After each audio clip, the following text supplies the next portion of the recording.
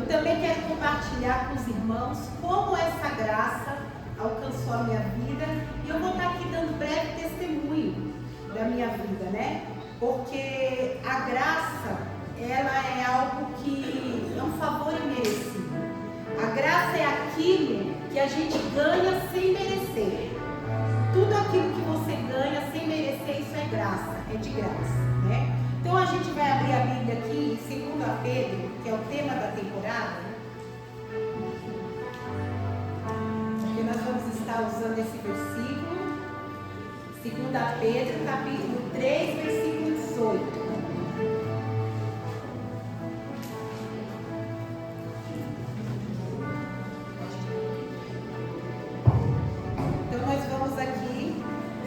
Pedro 3,18. Antes, crescer na graça e conhecimento do nosso Senhor e Salvador Jesus Cristo. A Ele seja dada a glória, assim agora como no dia da eternidade. Amém. A graça que salva e o conhecimento que fortalece. Irmãos, como todo mundo começa a contar seu testemunho dizendo, a maioria das pessoas que estão na igreja ou que estão fora da igreja dizem que começaram, que cresceram no lar cristão. Eu até os 10 anos de idade, eu não conhecia Deus. Minha mãe não ia para a igreja, nem meu pai. Aos 10 anos de idade, minha mãe começou a frequentar a igreja e meu pai não, ainda até hoje ele não se converteu. Então assim, a gente tinha aquela divisão dentro de casa. Minha mãe indo para os cultos no domingo e meu pai chegando em casa bêbado nos domingos. E aquilo ali, quando você é criança, você olha de uma forma diferente. Você não vê o que Deus pode fazer na sua vida ou na vida de quem está indo para a igreja. A gente foca muito em quem está fazendo o que não é da vontade de Deus. E nós íamos para a igreja para orar pelo meu pai. O foco da minha mãe era a salvação do meu pai. E a gente cresceu sabendo que a gente tinha que ir para a igreja para que meu pai fosse salvo. E ninguém se preocupou com si próprio. Então assim, nós temos que orar por alguém? Sim. Mas muitas vezes a gente foca só naquela pessoa e se esquece da gente. E aí crescendo naquele ambiente, veio a adolescência, né? Quando você começa a ser adolescente, né, tudo vai mudando, você começa a ver que as coisas não são bem daquele jeito que você estava vendo. E aí nós começamos, eu e meus irmãos, tá? Quando eu falo nós, eu sou a mais velha de 5 irmãos, e a gente começou a ver que as coisas do mundo eram mais interessantes do que as coisas da igreja. Mas por quê? Porque a gente estava orando por alguém que não tinha mudança.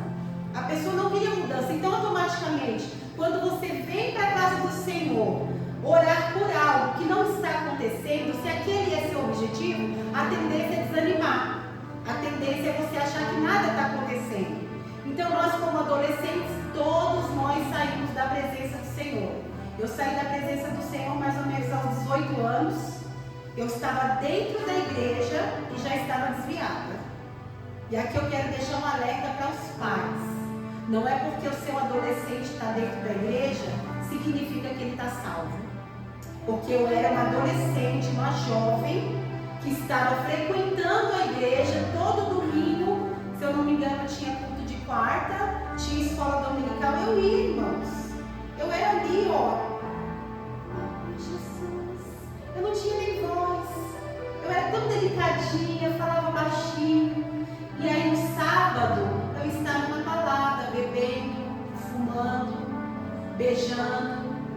E domingo eu estava lá. Oh, Jesus. E ninguém desconfiava de nada. E nisso o inimigo vai trabalhando. Nisso o inimigo foi trabalhando. E a droga foi entrando. Veio a bebida primeiro, o cigarro, a amizade. Porque você acha que as pessoas lá do mundo são mais interessantes e muito melhores do que os seus irmãos da igreja. Porque, aliás, você está ali à toa. Estamos ali à toa só indo por ir. Se estamos vindo só por vir, uma hora as coisas de fora vão parecer mais interessantes. E aí a gente começou a usar droga mais pesada, porque ninguém fica só no leve. Uma hora o cigarro não satisfaz mais.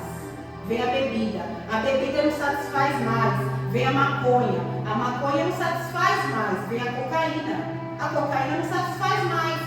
Conheci o crack.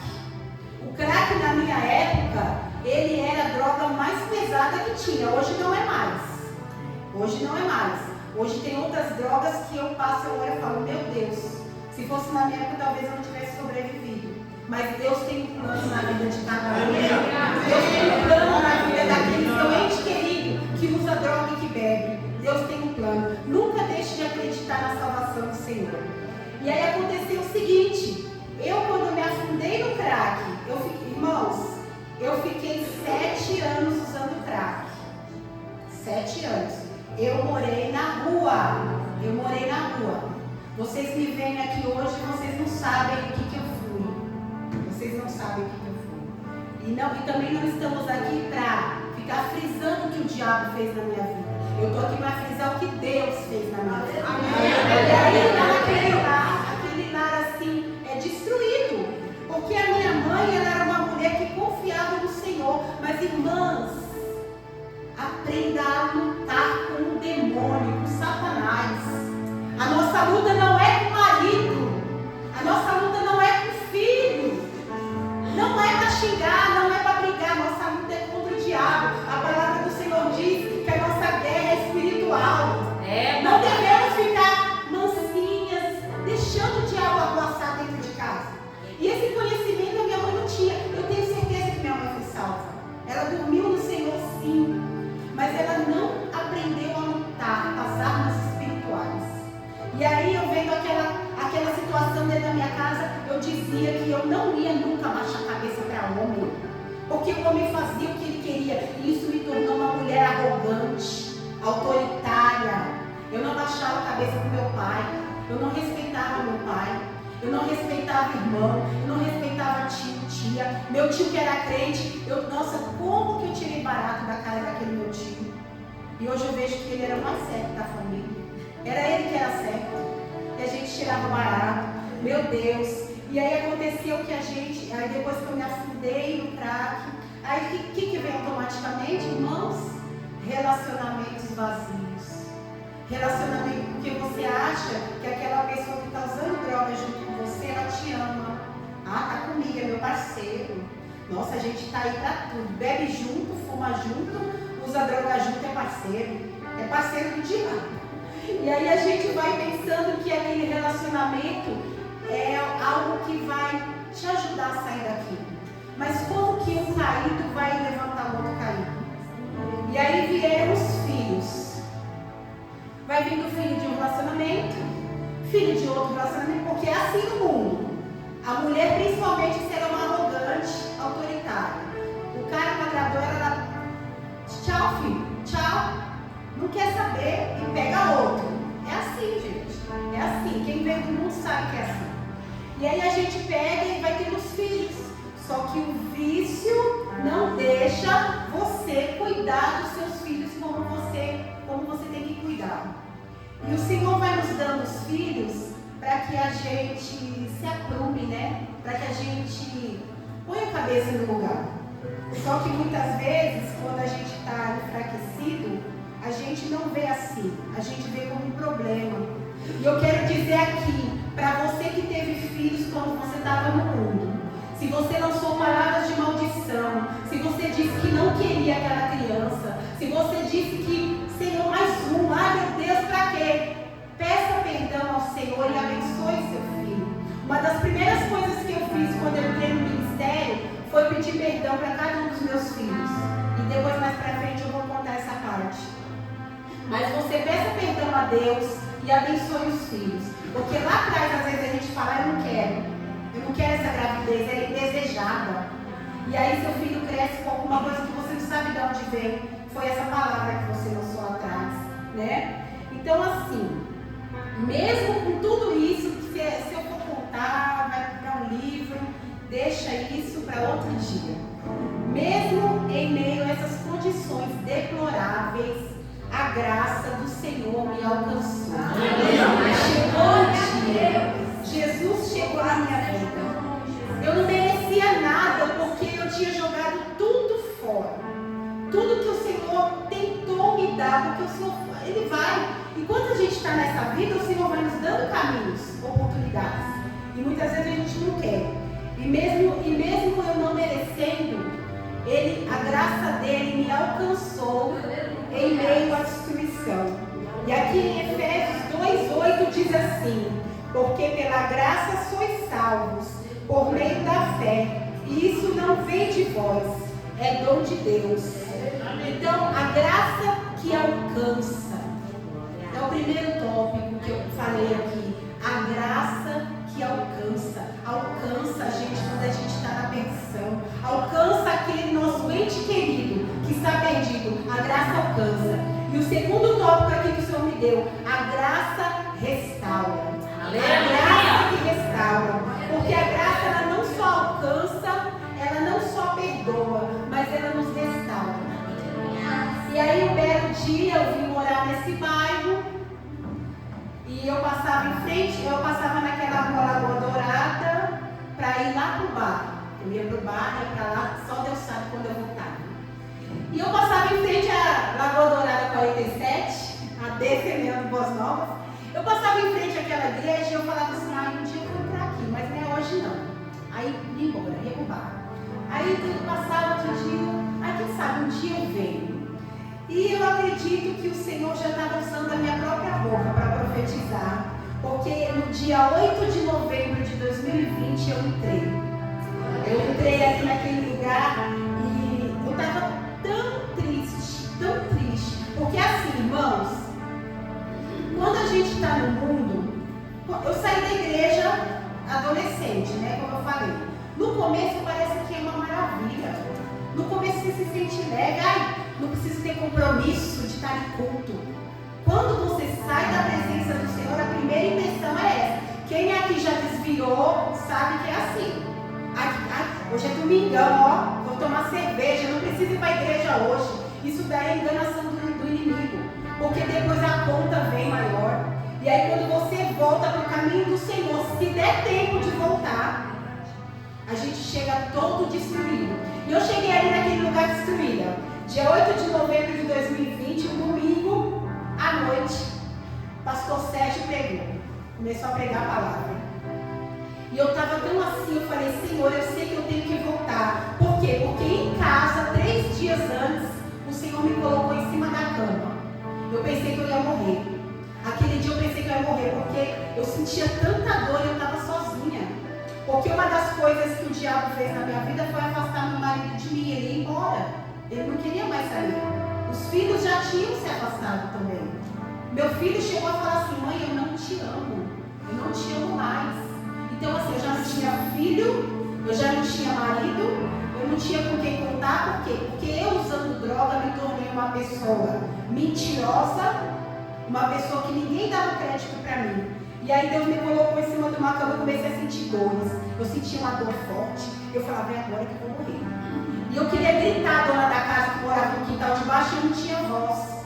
Eu não conseguia gritar. E doía, eu falei assim, aí eu no meu pensamento: Senhor, se for a minha hora agora, eu te peço perdão por tudo que eu fiz. Porque eu já ouvi dizer que se tiver uma chance de última hora, o Senhor salva. O Senhor salvou o ladrão na cruz. Então eu creio que o Senhor vai me salvar. Me perdoa, Senhor. Me perdoa, Jesus. Aí aquele remorso besta, né, que a gente tem. Porque remorso é diferente de arrependimento. Me perdoa, Jesus, eu não quero morrer, porque estava com medo de morrer. Medo de morrer e ir para o inferno, porque o inferno é real. E a gente fica com medo. Porque enquanto a gente está lá no mundo, você não acredita que o inferno é real. Você só vai acreditar que o inferno é real quando você está na beira da morte. E aí eu comecei: Senhor, me perdoa. Se o Senhor tiver que me levar agora, que o Senhor me leve aí com o Senhor. E comecei a falar no pensamento. Eu falei: Senhor, se o Senhor me der mais uma chance, eu prometo que vou te servir. A dor passou. Não. A dor passou, irmãos. Depois eu vou falar assim: Senhor, se o Senhor me der mais uma chance, eu prometo que vou te servir. Aí passou a dor, eu. Aí o Espírito Santo falou comigo: essa é a sua última chance. Essa é a última chance. Se você pensar em voltar para o mundo, eu te levo. Ou se você voltar, não sou eu que vou te levar, mas você vai. E aí aquele medo me fez ir para a igreja. E aí eu tinha cigarro em casa, eu joguei fora. Eu virei crente no mesmo dia. Meu Deus, eu não sei, né? Virei crente no mesmo dia. Entrei na igreja, pastor Sérgio pregando. Eu levantei minha mão e fui. Estava tão destruída, irmãos, tão destruída. Mas o Senhor, a graça dele que me alcançou, também começou a me restaurar. E aí eu comecei um processo de restauração. Irmãos, dói, eu sofria, mas é melhor sofrer na presença do Senhor do que lá no mundo. Sofrer mais do que eu sofri no mundo, eu sabia que eu ia sofrer mais. Eu sabia que tudo que o Senhor tinha permitido eu passar era para hoje eu estar aqui contando e falando que a graça dele restaura. A graça do Senhor restaura. Restaura a sua vida, restaura seu casamento, restaura a sua comunhão com Deus e com seus filhos. E aí começou o processo de restauração. Irmãos aqui começaram a me ajudar. Pastor e pastora me ouviram tanto, a pastora me ouviu tanto, a Ivone me ouviu tanto. Nossa, olha, e tudo eu ia perguntar, tudo eu perguntava, como é isso, como aquilo. E aí o marido voltou para dentro de casa, e aí o Senhor começou o processo de restauração da nossa vida, os filhos começaram a se aproximar, o Senhor começou o processo de restauração no relacionamento. E aí, irmãos, é um trabalho assim, que até hoje, eu acredito que quando estivermos aqui na terra, temos um processo de restauração. Porque às vezes, vai fazer 5 anos que eu estou no ministério. Eu às vezes lembro de coisas ainda que eu não pedi perdão. Eu às vezes lembro de coisas ainda que me machucam, que está lá no fundo. E aí o Senhor vem e trabalha, é restauração. Como a gente saiu da temporada restauração, Deus restaura aquilo que você já teve. Né? Então assim, o Senhor começou a restaurar minha vida, começou a restaurar minha família. Então começou esse processo e o Senhor falava comigo assim, fica firme. E toda vez que eu pensava em desistir, falava assim, é a última chance. E aí foi por medo. Não vamos falar assim que quem volta do mundo vem por amor, não. A gente vem porque está com medo, ou a gente vem porque perdeu alguma coisa. A gente vem sim. Só que no meio desse medo, o Senhor começou a colocar amor. Começou a colocar amor de volta no meu coração. E aí a gente entra na igreja assim, né, irmãos? Eu vou chegar lá, eu vou cultuar, vou sentar lá no último banco, eu não quero falar com ninguém, eu não quero me envolver com ninguém, eu vou sentar no último banco quando o culto acabar, eu vou embora porque eu não quero fazer obra nenhuma mais, não vou me envolver mais nesse negócio de fazer a obra. E aí acabava o culto, eu para casa. E aí uma irmã começou a me pegar ali, começou a falar comigo, e aí aquilo começou a crescer, porque irmãos, quando você é restaurado, quando o Senhor te resgata, você tem que fazer a obra. Você tem que falar, você quer mostrar que você está melhor, que Jesus te salvou, que Jesus te curou. E aí eu comecei, a pastora me convidou para trabalhar no Ministério Infantil. Eu não me esqueço do dia que um mês depois que eu estava no Ministério Infantil, eu entrei para o Ministério Infantil com 3 meses de crente, né, que eu estava na igreja. Com um mês que eu estava no Ministério Infantil, eu fui pedir para a pastora deixar eu sair. Falei, pastora, deixa eu sair, porque assim, eu não estou me sentindo que eu estou bem para isso. Mas por quê? Porque eu ainda estava deixando o inimigo colocar na minha mente que eu ainda era aquela pessoa incapaz.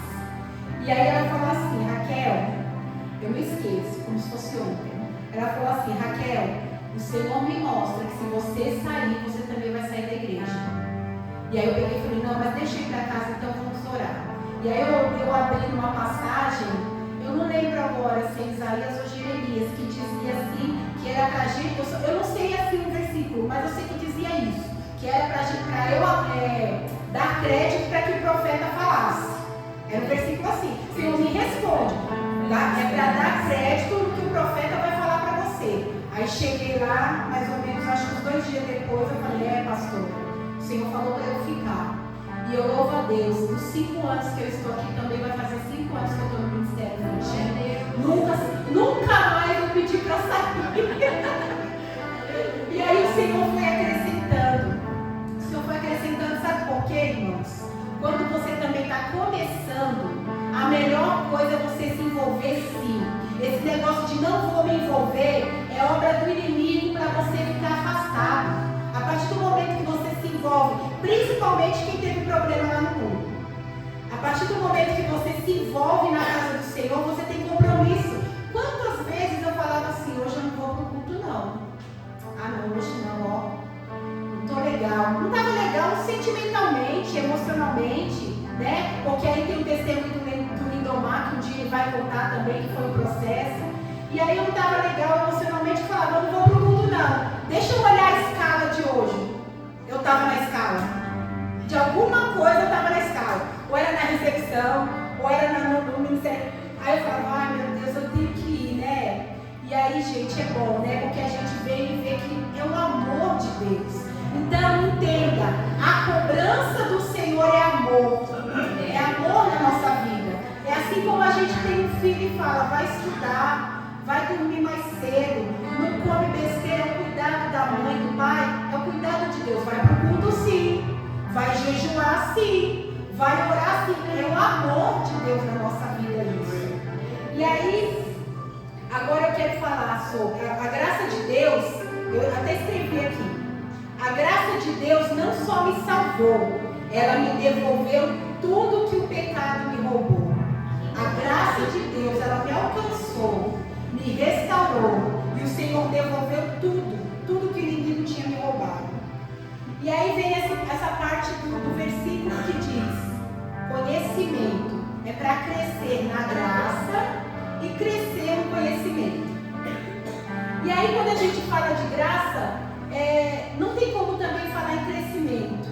O crescimento é o conhecer do Senhor. Não basta ser salvo, é preciso buscar mais de Deus. E aí foi aonde, irmãos, eu comecei a entender o que Deus queria para mim. O Senhor, quando Ele nos limpa, quando Ele nos tira do pecado, quando Ele nos traz ali daquele mundo horrível que é o mundo do pecado, Ele quer que a gente seja um instrumento na mão dEle.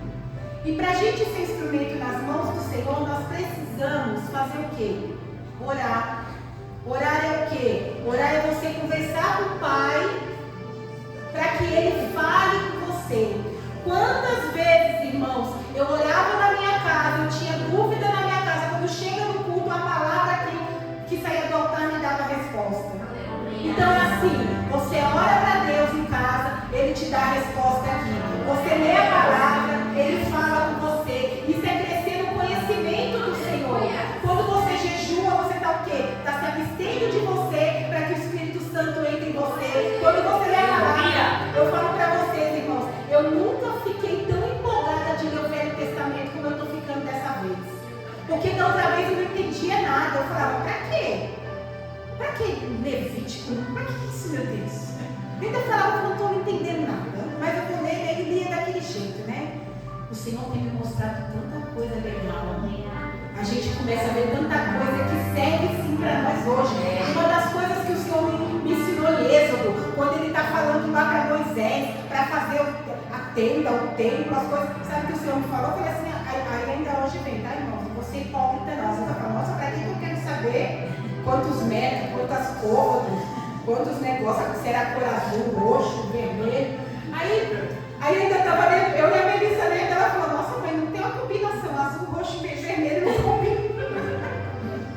Aí a gente pegou, né, eu comecei a ler. Aí sabe o que o Senhor falou para mim na hora? Ele falou assim, é para você saber como eu sou Deus zeloso.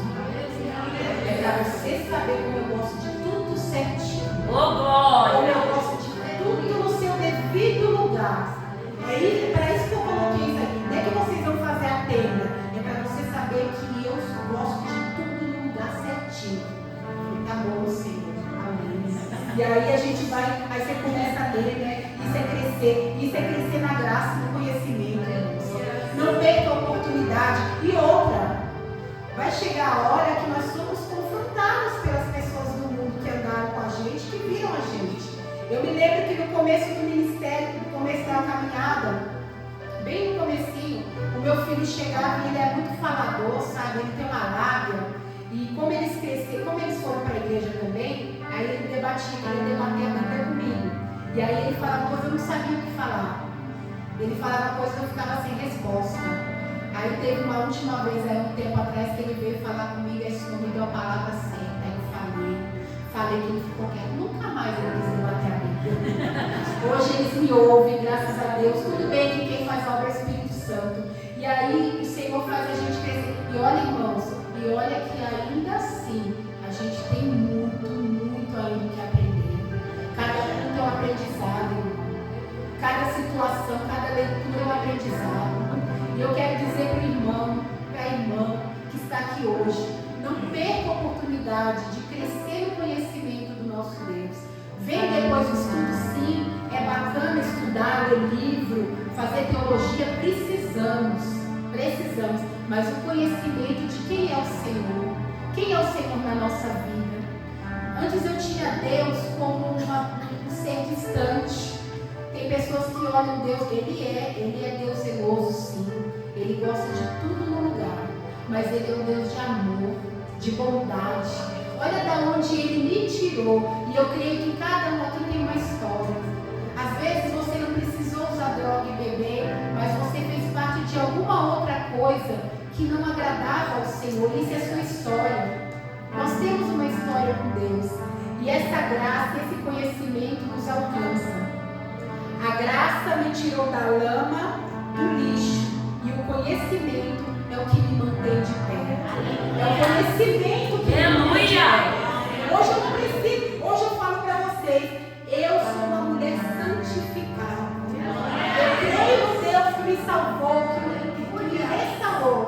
Eu sou uma mulher santificada, porque Deus me deu tudo de volta, Deus me deu meu lar, minha família. Está chegando mais gente, tem aí os meus enteados chegando. Nós somos uma grande família dentro dessa família, porque a primeira família que eu ganhei foi aqui, porque eu não tinha ninguém quando eu cheguei aqui, e o Senhor restaurou já a primeira família que eu tinha, que foi aqui na igreja. E em Oséias 4:6 diz assim: o meu povo perece por falta de conhecimento, pois rejeitaram o conhecimento. A gente morre espiritualmente, né, irmãos? Quando a gente não procura o conhecimento, conhecer a Deus. Porque o que Deus quer para mim, às vezes não é o mesmo que quer para você. Às vezes vem um direcionamento aqui, você tem que chegar na tua casa e falar: Senhor, para mim, o que o Senhor quer? O que o Senhor quer de mim? O que o Senhor tem para mim? Porque todos nós somos chamados para alguma coisa. É verdade. Irmãos, acredite, fazer a obra do Senhor não é cansaço, não é fadiga. Eu fico alegre, irmãos. Eu fico alegre porque eu sei de onde Deus me tirou. Eu sei de onde Deus me tirou. Eu sei a graça que Ele me deu. Então não é demais. Eu não me esqueço do dia eu falei: por mais que eu faça para o Senhor, nunca vai ser muito ainda, vai ser pouco. Porque Ele me devolveu a vida. Mas você fica devendo um favor para alguém. Às vezes um ser humano vem e faz uma coisinha para você, te dá uma cesta básica, você fica ali eternamente grato. Não fica? A gente fica. E Deus que deu a vida eterna, que Ele nos tirou da lama. Quando Ele pede para a gente fazer alguma coisa, a gente faz corpo mole. Senhor, o Senhor me ensinou que na presença dEle é que tem vida. É na presença dEle que tem ânimo. Que tem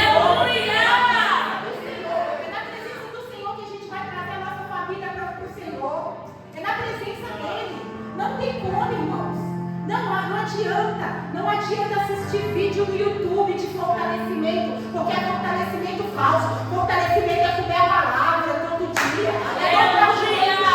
É vir aqui colocar a cara no pó e pedir para o Senhor salvar, porque Ele salva. Ele salva. Você pode, como eu falei, você pode não ter me visto antes, mas tem alguém ali que viu. Tem alguém ali que sabe, que sofreu. E hoje está aqui, nós estamos aqui dando glória a Deus. Por isso que não importa o que venha, não importa o que aconteça. O Senhor é um Deus que salva, que restaura. Confie, precisa do Senhor, peça ajuda. Nós temos aqui pessoas capacitadas para isso. O Senhor capacitou pessoas para isso. Porque às vezes a gente está sozinho e você não conhece muito bem, que nem eu falei, eu passei na adolescência toda dentro da igreja. Mas falar que eu sabia de quem era Deus, eu não sabia. É para mim como se fosse a primeira vez que eu estou vendo, que eu aceitei Jesus.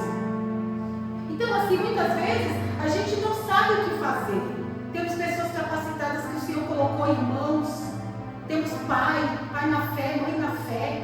Nós temos aqui palavra de Deus e você tem o melhor.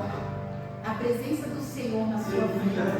É dobrar o teu joelho e falar: Senhor, me mostra. Senhor, me ajuda. Seja humilde. Fala mesmo: Senhor, eu gosto dessa porcaria, mas tira de mim. Eu falava lá no mundo: eu gosto de beber, eu gosto de usar droga. Mas o Senhor, Ele sabia que lá no fundo não era aquilo que eu queria para mim. E é isso que eu quero falar para vocês também. Se tem alguém na sua casa que é viciado, que tem algum vício, que está perdido, irmãos, ore por ele e saiba que Deus não fez ninguém para isso. Deus não fez ninguém para isso. A Bíblia diz que Deus formou a gente para o louvor da glória dele. Por isso que uma pessoa que está no vício, mesmo que ela pareça que está feliz, ela por dentro está triste. Ela se sente vazia. Por quê? Porque a nossa vida foi feita para engrandecer o Senhor. E aí você quer brigar com ele, você quer brigar com ela. Uma dica aqui, irmãs. Deus começou a restaurar meu casamento, meu relacionamento com ele. E quando eu parei de brigar com ele, fui brigar com o diabo.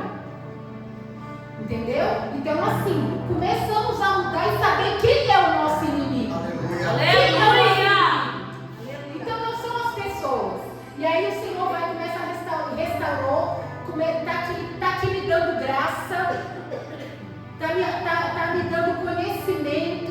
Cada dia eu fico mais apaixonada por esse Deus, por esse Jesus, porque a gente sabe, irmãos, que tudo que Ele faz, ele sendo Deus, Ele não precisava fazer.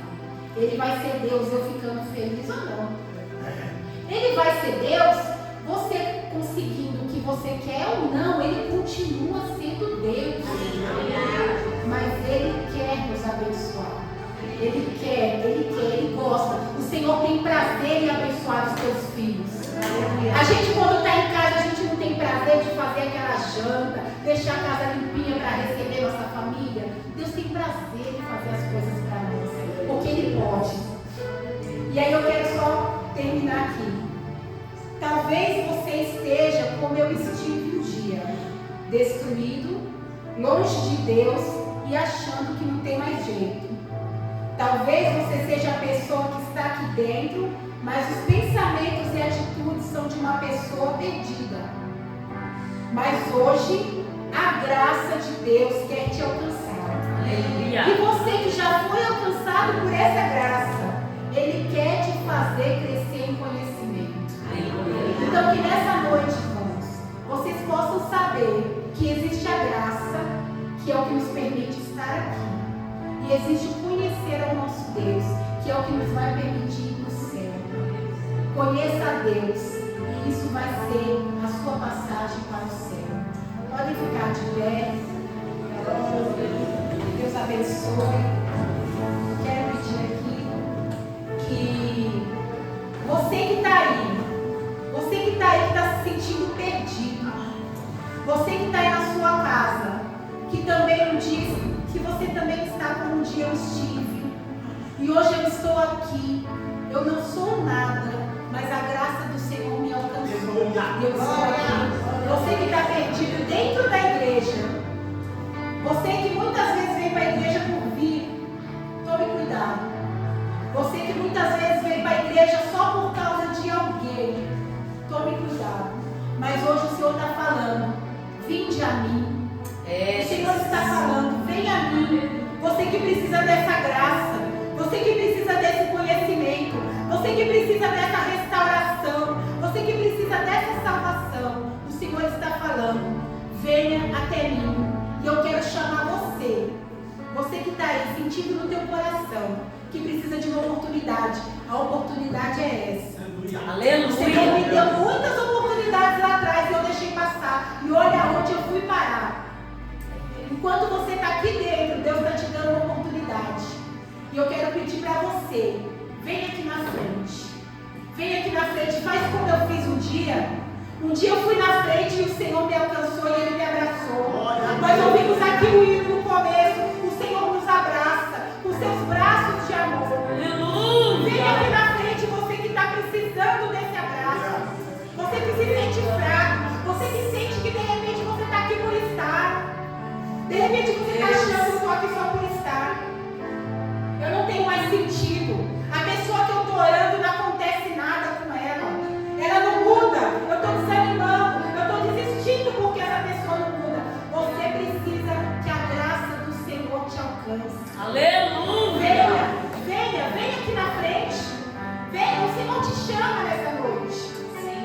te chama nessa noite. Longe do Senhor andava, nos caminhos de horror.